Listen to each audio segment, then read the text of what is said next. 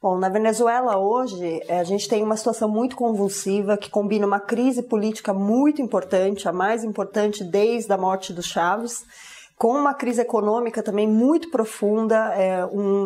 uma polarização social muito importante, uma degradação social também muito importante, né? Foram recorrentes as cenas de saques, enfim, muito desemprego, muita fome, e isso tem levado a polarização entre dois setores fundamentais. Por um lado, o governo do Maduro e, por outro, a oposição de direita, que está organizada fundamentalmente na MUD, que é a Mesa de Unidade Democrática. A MUD é um setor que de democrático não tem nada, apesar do nome, sempre foi um setor golpista, sempre foi uma direita golpista, que desde a morte do Chávez tenta chegar ao poder por essa via, né, e que agora tem se utilizado justamente do descontentamento popular que existe com a situação vigente na Venezuela para tentar efetivamente ganhar posições, mas aí contando com o apoio fundamental do imperialismo. A MUD, na realidade, ela espera que o Trump intervenha a seu favor dentro da Venezuela e ela coloca todas as suas esperanças também na ingerência imperialista. Então é um setor reacionário em toda a linha. Por outro lado, o governo do Maduro, que é visto aí por setores da centro-esquerda como se fosse um governo independente e de esquerda, na realidade tem tomado medidas que são altamente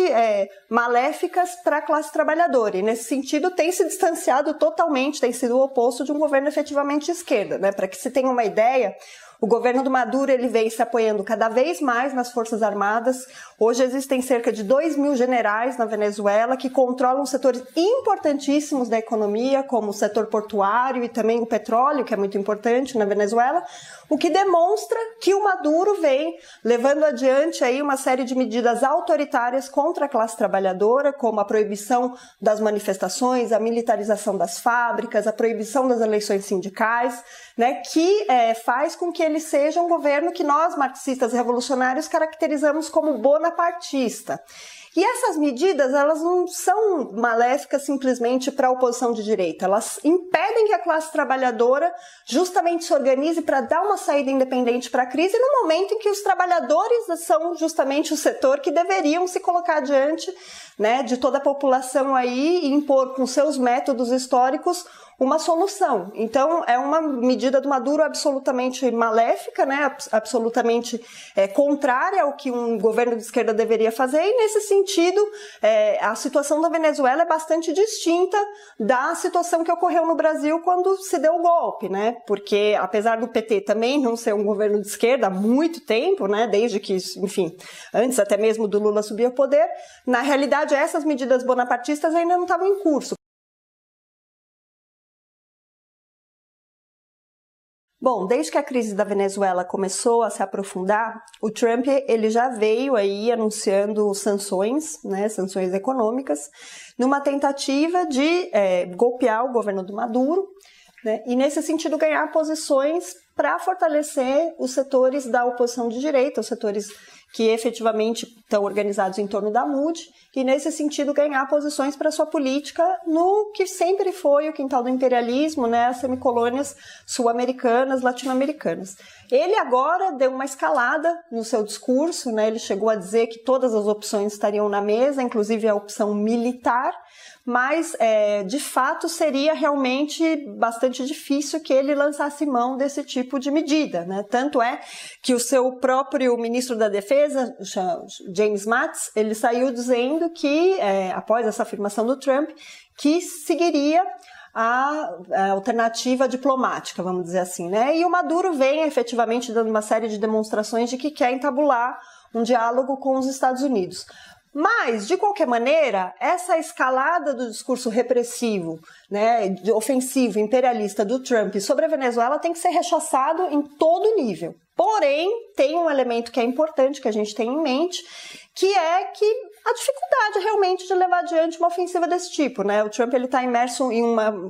ele é um governo muito impopular, ele está imerso em uma série de contradições internas E o centro da sua política militar hoje não é a América do Sul, e isso poderia ter contradições muito grandes no sentido de desatar um sentimento anti-imperialista numa região que é muito próxima aos Estados Unidos, que é um cálculo que, enfim, não o favoreceria muito. Então, por essa via, a gente avalia que é um pouco difícil que ele lance mão dessa alternativa nesse momento. Se ele fizesse isso, automaticamente todos os revolucionários, todos os marxistas teriam que tomar a defesa militar, né? Teriam que se localizar militarmente em defesa da semicolônia contra a ofensiva imperialista, né? No caso, em defesa da Venezuela contra a ofensiva imperialista do ponto de vista militar, sem nunca jamais embelezar o que é o governo Maduro ou prestar apoio político ao Maduro. O Trotsky, na década de 30, ele formulou uma orientação estratégica para isso que era muito importante que a gente tenha em mente, que ele dizia, frente a uma ofensiva militar imperialista, você pode ter o governo mais reacionário, né, um governo bonapartista, como era, por exemplo, o governo de Getúlio Vargas no Brasil, nos anos 30, né, que é o exemplo que ele toma, e ele diz que aí você se localiza no campo militar de Getúlio Vargas, organizando a resistência dos trabalhadores contra o imperialismo, para que, em seguida, essa resistência se volte contra o próprio governo local, né, o próprio governo antioperário local. Então, se houvesse uma ofensiva militar, a nossa posição deveria ser essa. No entanto, essa ofensiva ainda não aconteceu, e é um erro dos setores da centro-esquerda que tomam como se as medidas e a demagogia dos Estados Unidos fosse o equivalente a uma ofensiva militar propriamente dito. E mesmo se isso ocorresse, não há que se embelezar o governo do Maduro, né? Então, nesse sentido, é muito importante que a gente tenha em mente esses tempos da política do imperialismo, ainda que necessariamente toda a ingerência, toda a tentativa de ingerência imperialista sobre a Venezuela tem que ser amplamente rechaçada, e a nossa posição tem que se iniciar por aí. Inclusive tem que ser rechaçada a reunião dos governos latino-americanos que ocorreu aí também no fim de semana, do qual Temer foi um dos participantes, né, e que defendeu as sanções imperialistas. Qualquer ingerência estrangeira sobre a Venezuela deve ser rechaçada, principalmente a imperialista.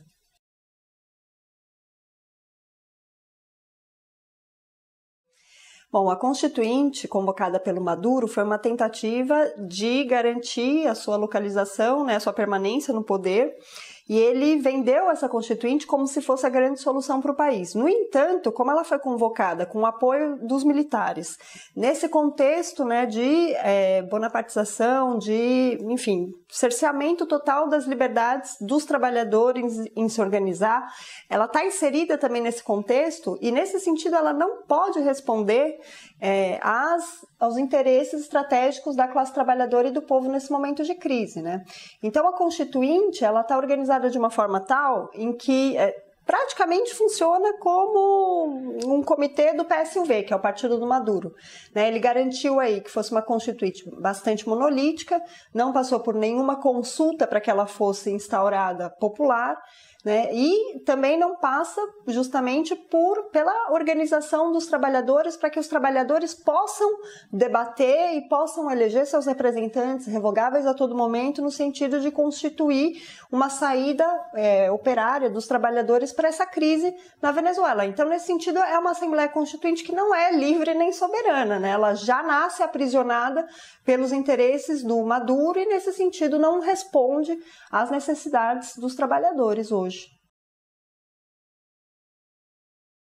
Bom, a situação hoje na Venezuela não tem uma saída fácil, né? A pressão que existe, e é uma pressão da realidade, é se localizar em alguns dos dois campos, né? Ou o campo do governo ou o campo da oposição de direita. As duas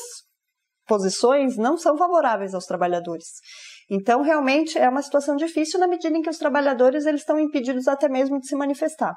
Nesse sentido, uma posição ela tem que começar pelo repúdio, pelo rechaço absoluto às ameaças do imperialismo, às ameaças do Trump. Não confundir essas ameaças com uma ofensiva militar propriamente dito também é importante, como a gente já falou, né? Mas lutar para que haja aí um bloco independente da classe trabalhadora, arrastando atrás de si o conjunto da população, para impor uma saída né, que esteja de acordo com seus interesses, que passa por anular os privilégios das forças militares, convocar uma Assembleia Constituinte que seja efetivamente livre e soberana, na qual as bases dos trabalhadores, da população, possam se manifestar e organizar um plano de saída para a crise,